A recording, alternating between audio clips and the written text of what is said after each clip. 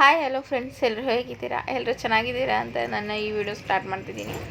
ಏನಿದು ಬೆಳಗ್ಗೆನೇ ರೆಡಿಯಾಗಿರೋದು ತೋರಿಸ್ತಿದ್ದಾಳೆ ಅಂತ ಹೇಳ್ತಿದ್ದೀರಾ? ನಾವು ಜಾತ್ರೆಗೆ ಹೊರಟಿದ್ವಿ. ಯಾವ ಜಾತ್ರೆ ಅಂತ ನೀವೇ ನೋಡಿರಿ, ಮುಂದೆ ಗೊತ್ತಾಗುತ್ತೆ ನಿಮಗೆ. ನಾನು ನಮ್ಮ ಹಸ್ಬೆಂಡು ಬೈಕಲ್ಲಿ ಹೋಗೋಣ. ನಮ್ಮ ಆಂಟಿ ಒಂದು ಬೈಕಲ್ಲಿ ಬರುತ್ತೆ, ಮತ್ತು ನಮ್ಮಮ್ಮ ಇವ್ರು ನಮ್ಮ ದೊಡ್ಡಮ್ಮರೆ ಎಲ್ಲ ಹೊರಟ್ವಿ. ನಮ್ಮ ಊರವರೆಲ್ಲ ಆಟೋಗೆ ಬಂದಿದ್ದರು. ಯಾಕೆಂದರೆ ಜಾತ್ರೆ ಅಲ್ವಾ, ಎಲ್ಲರೂ ಆ ದೇವಸ್ಥಾನಕ್ಕೆ ಹೋಗ್ತಾರಲ್ಲ, ಅದಕ್ಕೋಸ್ಕರ ಆಟೋದಲ್ಲಿ ಎಲ್ಲರೂ ಮಾತಾಡ್ಕೊಂಡು ಹೊರಟಿದ್ರು.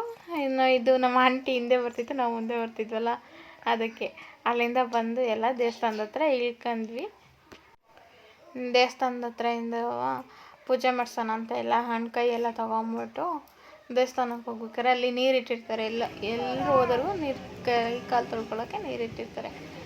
ಅದಕ್ಕೆ ಇದೇ ದೇವಸ್ಥಾನ. ಇದಿನ್ನೂ ಇವಾಗ ಕಟ್ತಿದ್ದಾರೆ, ಏಕೆಂದರೆ ಇದು ಹಿಂದೆ ಗೋಪುರ ಎಲ್ಲ ಕಟ್ಟೋಕ್ಕೋಸ್ಕರ ರೆಡಿ ಮಾಡ್ತಿದ್ದಾರೆ. ಸ್ವಲ್ಪ ಇದು ಮುಂದೆ ಆಗಿದೆ ದೇವಸ್ಥಾನ. ಅಂದರೆ ಇರೋ ದೇವಸ್ಥಾನನೇ ಎಕ್ಸ್ಟ್ರಾ ಮತ್ತೆ ಸೇರಿಸಿ ಕಟ್ಟೋದು, ಸುತ್ತಮುತ್ತ ಎಲ್ಲ ಕೆಲಸ ನಡೀತಿದೆ.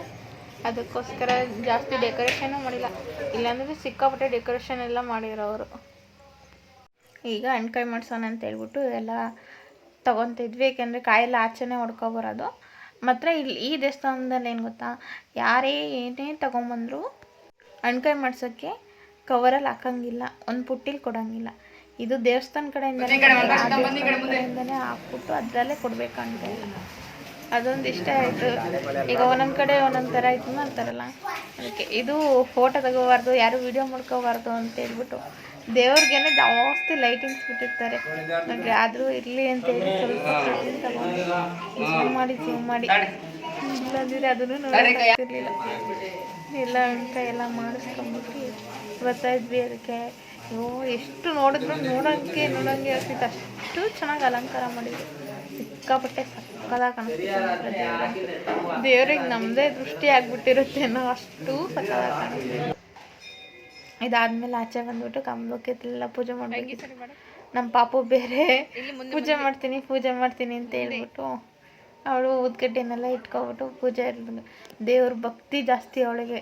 ದೇವ್ರ ಪೂಜೆ ಮಾಡೋದು, ಕುಂಕುಮ ಇಟ್ಕೊಳ್ಳೋದು, ದೇವಸ್ಥಾನದ ಹತ್ರ ಹೋಗೋದು, ಮತ್ತು ಎಲ್ಲರೂ ದೇವ್ರು ಕುಣಿತಿದ್ರೆ ದೇವ್ರು ನೋಡೋದು, ಈ ಥರ ಎಲ್ಲ ಸಿಕ್ಕಾಪಟ್ಟೆ ಇಷ್ಟ ಅವಳಿಗಂತೂ. ಯಾವಾಗಲೂ ದೇವಸ್ಥಾನ ಅಮ್ಮ ಜೇಜಿ ಅಂತಿರ್ತಾಳೆ. ಅಷ್ಟು ದೇವಸ್ಥಾನದ ಮೇಲೆ ಇಂಟ್ರೆಸ್ಟ್ ಜಾಸ್ತಿ. ಇಲ್ಲೇ ದೇವರು ನೋಡಬೇಕು, ಬಾರಮ್ಮ ಹೋಗೋಣ ಅಂತ ಹೇಳ್ತಿರ್ತಾರೆ. ಇದೇ ದೇವಸ್ಥಾನ. ಆ ಕಡೆ ಸುತ್ತಮುತ್ತ ಎಲ್ಲ ನೋಡ್ತೀವಿ, ಎಲ್ಲ ಕೆಲಸ ನಡೀತಿದೆ. ಇದು ನನ್ನ ತಮ್ಮ ವೀಡಿಯೋ ಮಾಡಿಕೊಟ್ಟಿದ್ದು. ನನ್ನ ತಮ್ಮ ಇರೋದ್ರಿಂದನೇ ಎಷ್ಟೊಂದು ವೀಡಿಯೋ ಮಾಡ್ಕೊಂಡ್ಬಿಟ್ಟಿದ್ದು, ಇಲ್ಲಾಂದ್ರೆ ಇಷ್ಟು ಎಲ್ಲಿ ವೀಡಿಯೋ ಮಾಡ್ಕೊಳ್ತಾರೆ. ನಮ್ಮ ಫ್ಯಾಮಿಲಿ ಯಾರ್ಯಾರು ಇರ್ತಾರೆ ಅವರೆಲ್ಲ ಇದ್ದಿದ್ದ ಕಡೆ ನಮ್ಮ ಪಾಪನೆಲ್ಲ ಇಟ್ಕೊಂಡಿರ್ತಾರೆ. ಹಂಗಾಗಿ ವೀಡಿಯೋ ಇಲ್ಲೆಲ್ಲ ನಮ್ಮೂರವರು. ಮತ್ತು ಇನ್ನೂ ಸ್ವಲ್ಪ ಜನ ಜಾತ್ರೆ ಒಳಗೆ ಹೋಗ್ಬಿಟ್ಟಿದ್ರು. ಜಾತ್ರೆ ಎಲ್ಲ ಮಾಡ್ಕೊಂಡು ಏನಕ್ಕೆ ದೇವಸ್ಥಾನಕ್ಕೆ ಬಂದಿದ್ದು ಅಂದರೆ ನಮ್ಮ ಪಾಪಂದು ಮುಡಿ ತರಿಸ್ಬೇಕಿತ್ತು. ನೋಡಿ ತುಂಬ ಏಕೆಂದರೆ ಅವಳಿಗೆ ಹೋದ ವರ್ಷ ಅರ್ಕೆ ಮಾಡ್ಕೊಂಡಿದ್ದು ನಮ್ಮಮ್ಮ, ಅದಕ್ಕೆ ಈ ಸಲ ತೀರ್ಸೋಣ ಅಂತೇಳಿ ಬಂದಿದ್ವಿ. ಇದು ದೇವಸ್ಥಾನದ ಹಿಂದೆಗಡೆ ಇದ್ಬಿಟ್ಟು ಅಲ್ಲಿಂದ ಬಂದು ಮುಡಿ ಕೊಡೋಣ ಅಂತ ಹೇಳ್ಬಿಟ್ಟು ಬಂದ್ವಿ. ಮುಡಿ ಕೊಡೋಕ್ಕಿಂತ ಮುಂಚೆ ತಲೆ ಕೂದಲೆಲ್ಲ ನೆನೆಸ್ಬೇಕಲ್ಲ.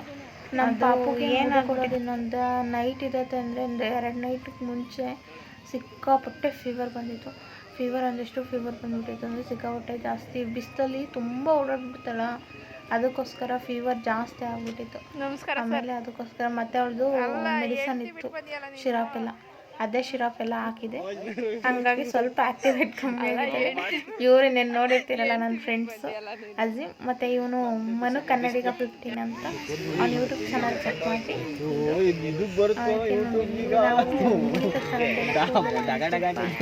ಅವ್ರೇನಂದ್ರು, ನೀವು ರೇಸರಲ್ಲಿ ತೆಗ್ಸೋದಾದರೆ ನೆನೆಸ್ಬೋದು, ಮಿಷಿನ್ ಹಾಕ್ಸೋದಾದರೆ ಒಣಗಿಸ್ಲೇಬೇಕು ಅಂತ ಹೇಳಿದ್ರು. ಆಮೇಲೆ ನಾವು ಚಿಕ್ಕ ತಲೆ ಅಲ್ವಾ, ಇನ್ನೂ ಹೇಳಿ ಈಗ ಹೆಂಗೆ, ಅದಕ್ಕೆ ರೇಸರ್ ಬೇಡ ಮಿಷಿನ್ ಮುಳ್ಚುಚ್ಚಿತೆ ಸೌದಿ ಥರ ಕೊಯ್ದ್ರಲ್ಲವ ಮುಳ್ಳು ಕೈ ಚುಚ್ಚಿತೆ.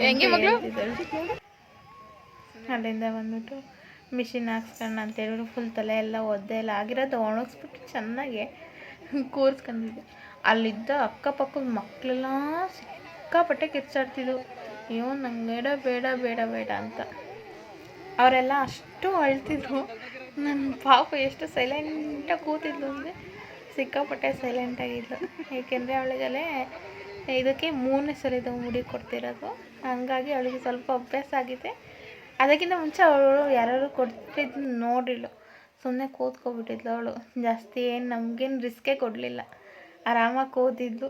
ನಮ್ಮಮ್ಮ ಕೂರಿಸ್ಕೊಂಡು ಕೂತಿರೋ. ಅವಳಿಗೆ ನನಗಿಂತ ಜಾಸ್ತಿ ನಮ್ಮಮ್ಮನ ಮೇಲೆ ಅಟ್ಯಾಚ್ಮೆಂಟು ಜಾಸ್ತಿ, ಅದಕ್ಕೆ ಸುಮ್ಮನೆ ಕೂತ್ಕೊಬಿಟ್ಲು ಅವಳು. ಇದೇನಾರು ವಾಯ್ಸ್ ಓವರ್ ಹಾಕಿದ್ರೆ ನೀವು ಏನು ಅಂತಿದ್ರೋ ಏನು ಕತೆನೋ. ಪಕ್ಕದಲ್ಲಿ ಒಂದು ಪಾಪು ಇರ್ತೈತೆ, ಪಾಪು ಕಿರ್ಚಾಡ್ತಿದೆ. ನನಗೆ ಭಯ ಆಗ್ತಿದೆ, ಏಕೆಂದರೆ ಅವ್ರನ್ನ ನೋಡಿ ಎಲ್ಲಿ ಇವಳು ಹತ್ಬಿಟ್ಟಿರ್ತಾಳೋ, ಆಮೇಲೆ ಏನು ಮಾಡೋದು. ಇವಳ ಹತ್ರ ಮತ್ತೆ ಮುಡಿ ತೆಗ್ಸೋಕ್ಕಾಗಲ್ಲ ಹತ್ಬಿಟ್ರಿ, ಏಕೆಂದರೆ ಮುಂಚೆನೇ ಹುಷಾರು ಬೇರೆ ಇಲ್ಲ, ಜ್ವರ ಬೇರೆ ಬಂದಿದ್ದೈತಿ. ಅದಕ್ಕೋಸ್ಕರ ನಮಗೆ ಭಯ ಬೇರೆ ಆಗ್ಬಿಡ್ತು. ಅವರೆಲ್ಲ ಅಳ್ತಿರೋದು ನೋಡ್ಬಿಟ್ಟು ಎಲ್ಲಿದ್ದು ಮಾಡಿಬಿಡ್ತಾಳೋ ಅಂತ. ಆಮೇಲೆ ಪೂರ್ತಿ ಮುಡಿ ಎಲ್ಲ ತೆಗ್ದು ಆಮೇಲೆ ಇತ್ತು ನೋಡ್ರಿ, ಇವು ಅಂಕಲ್ ಏನು ಮಾಡ್ಬಿಟ್ರು ಅಂದರೆ ಅವಳನ್ನ ಎತ್ಕೊಂಡು ಸ್ವಲ್ಪ ಹಿಂದೆ ಮುಂದೆ ಆಡಿಸ್ಬಿಟ್ರು. ಅದೇ ಸರಿ ಅವಳ ರೇಂಜಿಗೆ ಬಂದುಬಿಟ್ಟು ನಾವಿಲ್ಲಿ ಅತ್ತೆ ಬಿಡ್ತಾಳೇನೋ ಅಂತ ಅನ್ಕೊಂಡು ಆ ಕೂದಲೆಲ್ಲ ಬಿಡಂಗಿಲ್ಲ ನೋಡ್ರಿ. ತೆಗಿಯಮ್ಮ ಹೇಳ್ತಿದ್ಲು, ಚೂತಂಗೆ ಆಗುತ್ತೆ ಅಂತ. ಹೊಸ ಬಟ್ಟೆ ತಗೊಂಡಿದ್ದು, ಹೊಸ ಬಟ್ಟೆನೂ ಇಟ್ಕೊಳ್ಳಿ. ಅವ್ಳಿಗೆ ಜ್ವರ ಬಂದಿರೋಕ್ಕೆ ಒಂಥರ ಇತ್ತು ನೋಡ್ರಿ. ಈ ಟೈಮಲ್ಲೇ ಸ್ವಲ್ಪ ಅವಳ ಥರ ಏಕೆಂದರೆ ನಮ್ಮ ಪಾಪು ಅಂತ ಬೇಗ ಅರ್ಥ ಮಾಡ್ಕೊತಾಳೆ, ಅದರಿಂದನೇ ಸ್ವಲ್ಪ ನಮಗೆ. ಆಮೇಲೆ ಅವಳದು ಹತ್ರಕ್ಕೆ ಹೋಗ್ಬಿಟ್ಟು ವಿಡಿಯೋ ಮಾಡ್ಕೊಂತಿದ್ರು. ನಮ್ಮದು ಆಕ್ರಪ್ಪ ನಾವು ಬರ್ತೀವಿ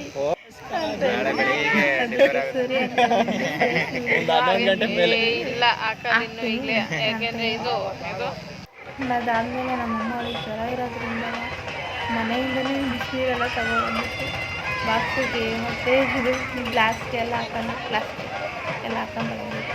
ಇವರು ಬುದ್ಧಿರು ಬರ್ತಾಯಿದ್ರು, ಏಕೆಂದರೆ ಇದು ರಂಗಾಪುರ ಮತ್ತು ಕೊಡಿಮಠ ದೂರ ಇರೋದ್ರಿಂದ 1 ಕಿಲೋಮೀಟ್ರ್ ಆಗುತ್ತೆ. ಅಲ್ಲಿಂದ ಬುದ್ಧಿಯವ್ರನ್ನ ಹಿಂಗೆ ಕರ್ಕೊಬರ್ತಾರೆ.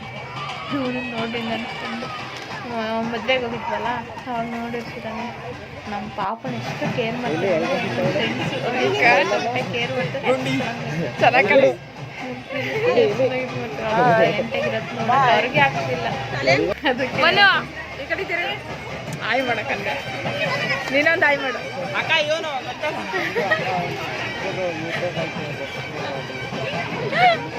ಗಂಜಿಸ್ ಕಾಳಪ್ಪ, ಗಂಜಿಸ್ ಕಾಳಪ್ಪ.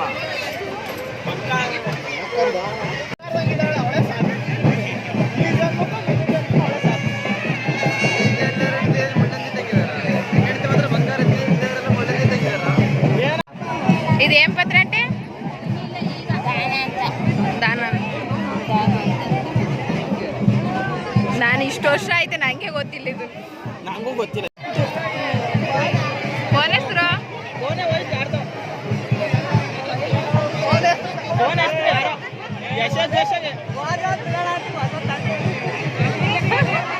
ಯಾರ್ದು ಭಾರಿ ಜೋಶಲ್ಲಿದ್ದಾರೆ ಹೆಸ್ತಾರೆ.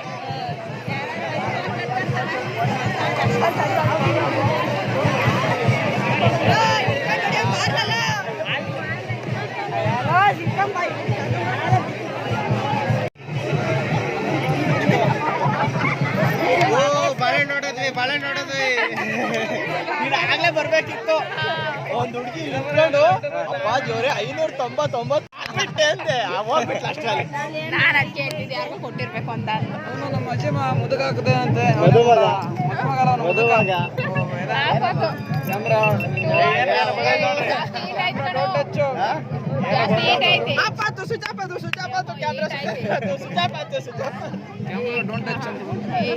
ಜಾಸ್ತಿ ಆಗ್ಲಿಂದ ಆನ್ ಆಗೈತೆ. ಅದಕ್ಕೆ ಗೋಪ್ರೋ ಸ್ವಿಚ್ ಆಫ್.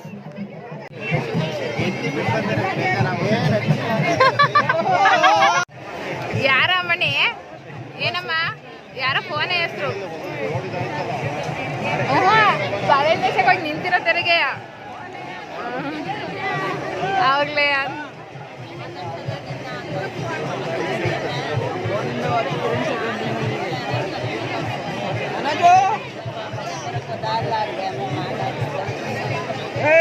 ಮೊದಲ ಮಗ ಇಲ್ಲಿ ಬಾಳೆಹಣ್ಣು ತಿಂತೇನೆ ನೋಡ್ರಿ, ಗೊತ್ತು ಬಾಳೆಹಣ್ಣು ತಿಂತೇನೆ, ಜಾತ್ರೆ ಬಿದ್ದಿಲ್ಲ.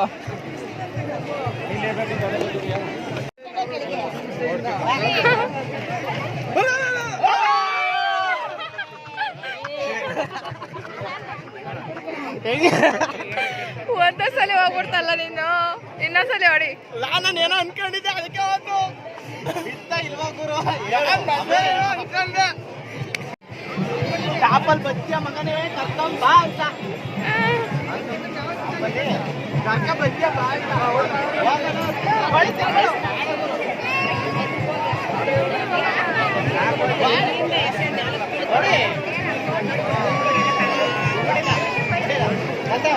ವಿಡಿಯೋ ಮಾಡಲಿ ಬೇಡ ಹೊಡಿ ಗುರು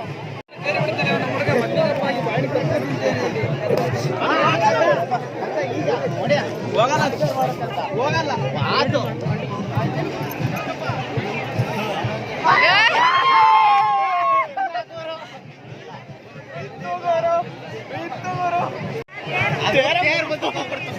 ಪ್ರಾಬ್ಲಮ್ ಅಲ್ಲ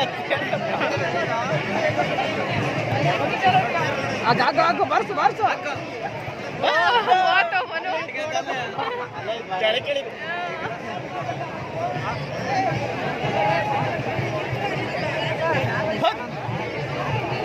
ಏನ್ ಮನು ಓದವೆಲ್ಲ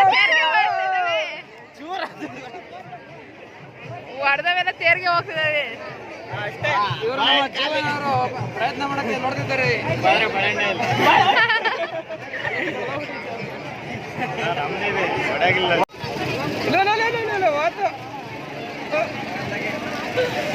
ಸುಮ್ಮನಾಡಿ ಸಾಕು.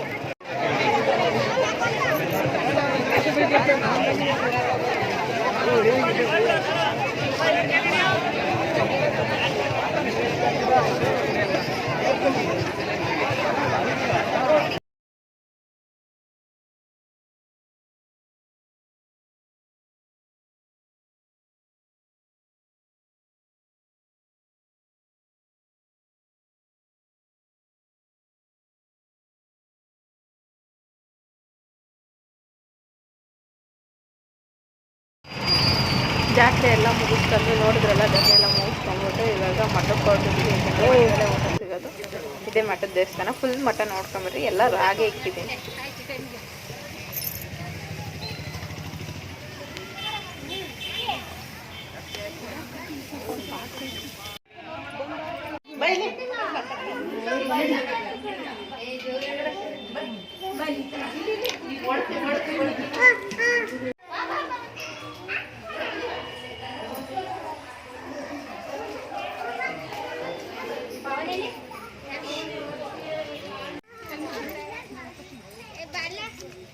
ಕೈ ಮುಗಿದೆ.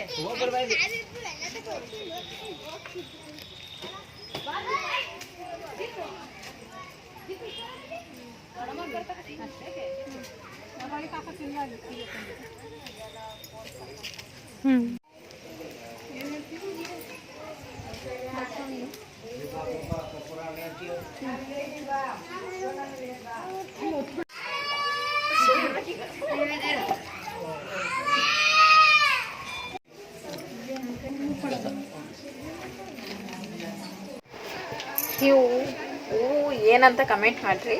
ನಮಗೆ ಗೊತ್ತು, ನಿಮಗೆ ಗೊತ್ತಿರೋರು ಕಮೆಂಟ್ ಮಾಡಿರಿ ಇವನ್ನ ಏನಂತಾರೆ ಅಂತ.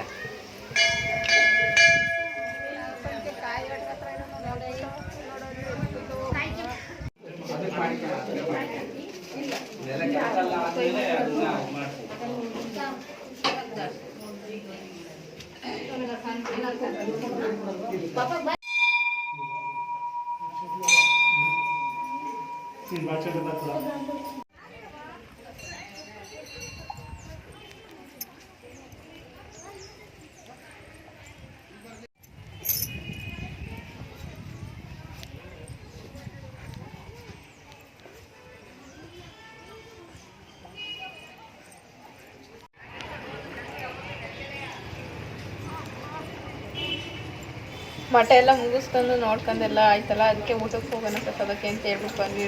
ಸಿಕ್ಕಾಪಟ್ಟೆ ಕಾಲಂತೂ ಸುತ್ತಿದ್ದು, ಅಷ್ಟೂ ಬಿಸಿಲು. ಅಲ್ಲೇ ಆ ಕಡೆ ಅದಕ್ಕೆ ಬೇಗನೆ ಹೋಗ್ತಿದ್ವಿ. ಇದು ಹುರ್ಗದ್ಗೆ ಅಂತ. ಈ ಗದ್ಗೆ ಮೇಲೆ ಯಾರಾದರೂ ಏನಾದರೂ ಪ್ರಮಾಣ ಮಾಡಿದರೆ, ಅದೇನಾರ ನಾವು ಸುಳ್ಳಾಗಿ ಪ್ರಮಾಣ ಮಾಡಿದರೆ ಅದು ನಮಗೆ ತೊಂದರೆ ಜಾಸ್ತಿ ಇದೆ. ಈ ಹುರ್ಗದ್ಗೆಗೆಲ್ಲ ಕೈ ಮುಗ್ಕೊಂಡು ಹೋಗ್ವಿ. ಏಕೆಂದರೆ ನಾವು ಬಂದಿದ್ದು ಮಾಮೂಲಿ ತೇರಿದ್ವಿ. ಇದು ನೆಕ್ಸ್ಟ್ ಡೇ ದಿನ ಬೆಳ್ಳಿ ತೇರಿಗೆ ರೆಡಿ ಆಗ್ತಿರೋದು. ಇದು ಅದಕ್ಕೆ ತೇರೆಲ್ಲ ತೆಗಿತಿದ್ದಾರೆ. ನೆಕ್ಸ್ಟ್ ಡೇ ದಿನ ಸಕ್ಕತ್ತಾಗಿರುತ್ತೆ. ಇನ್ನು ಬೆಳ್ಳಿ ತೇರು ಎಲ್ಲ ಇರುತ್ತೆ ನೋಡ್ರಿ. ಇದೇ ತೇರು ಎಲ್ಲ. ಇದನ್ನೆಲ್ಲ ನೋಡ್ಕೊಂಡು ಊಟ ಎಲ್ಲ ಮುಗಿಸ್ಕೊಂಡು ಬೇಗ ಕಡೆ ಟೈಮ್ ಆಗಿಬಿಡುತ್ತೆ ಅಂತ ಸಂಜೆನೇ ಆಗುತ್ತೆ.